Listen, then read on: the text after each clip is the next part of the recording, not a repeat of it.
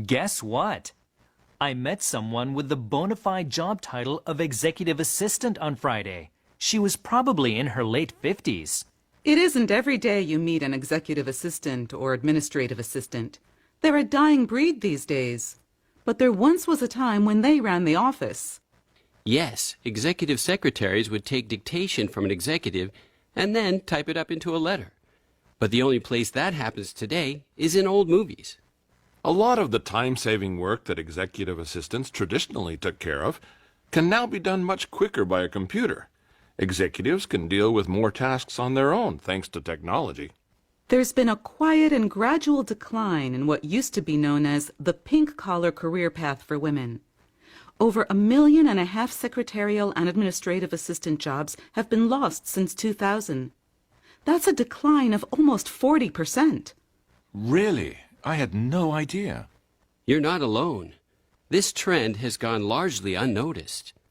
Unlike factory closings that leave thousands of people without a job at one go, these kinds of positions in a traditionally female sector have disappeared in dribs and drabs. More than a few management consultants believe office support jobs will disappear altogether by 2030. Here at A&A, traditional executive assistants are long gone, except for some who work for our CEO and a few other corporate officers. For about 5 years now, we've been hiring remote personal assistants in low-cost cities like Tucson, Arizona, and Louisville, Kentucky. They support executives here in New York at our global headquarters and in A&A's regional offices in Los Angeles and Chicago. There's no longer round-the-clock administrative support for those executives and directors. If they have to cancel a flight, for example, they call travel services themselves.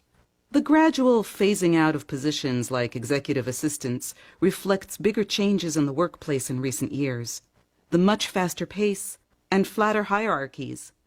At most companies, the perks that came with being an executive, separate dining rooms, reserved parking places, private offices and assistants, have faded away. Yes, there are definitely fewer people performing secretarial or administrative work nowadays.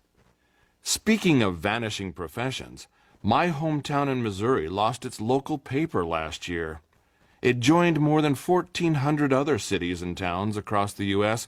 that have seen newspapers close over the past 15 years. That's so sad, isn't it? Young people don't get their news from the paper anymore.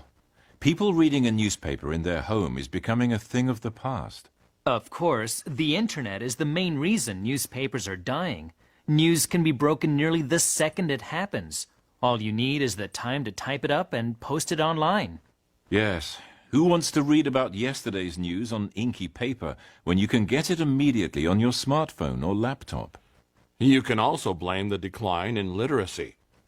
The harsh truth is that too many people simply don't like to read. Many young people these days just don't have the attention span to sit down and concentrate on news stories. Sad, but true. Another job that's going the way of the dodo is the professional typist. These days, children are taught how to properly use the QWERTY keyboard, and so professional typists have lost their edge.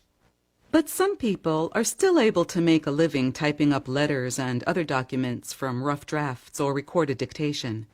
However, advances in voice recognition software mean they'll probably be out of a job soon.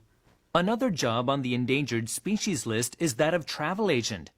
There was a time when you needed a travel agent to shop around for the best deals on airline tickets, hotels, and car rentals. But thanks to dedicated websites, anyone can arrange their holiday without the help of a travel agency. Cashiers and bank tellers are also high on the list. The supermarket in my neighborhood recently introduced self-service registers, for example. I scan the barcodes on my items and then I put my money in the machine and get my change. ATMs replaced tellers at my local bank years ago. Driverless cars once belonged to the realm of science fiction, but we're increasingly closer to seeing them. When that happens, jobs that involve transporting people will soon be gone as well, such as taxi and limo drivers. Nowadays, so many people use their smartphones as a timepiece. That's rough on watch repairers. You know, when I was a kid, I was really into pro wrestling. I didn't have the right physique to actually be a wrestler myself, but I fancied becoming a sports referee, say for tennis or soccer. Needless to say, I didn't follow through on that dream, which is probably a good thing. I'm sure you would have been great, Shota. That's nice of you to say. But it would certainly have been a bad career choice on my part if I decided to be a soccer referee. That sport is increasingly using video assistant referee systems. I've heard about that. One school of thought says this is a positive move because it eliminates the chance of human error. But others point out that many rules are subject to interpretation. Some even go so far as to say that the possibility of human error increases the excitement. Positions with the U.S. Postal Service were once held up as prime examples of stable middle-class jobs with good benefits. But that's changing drastically.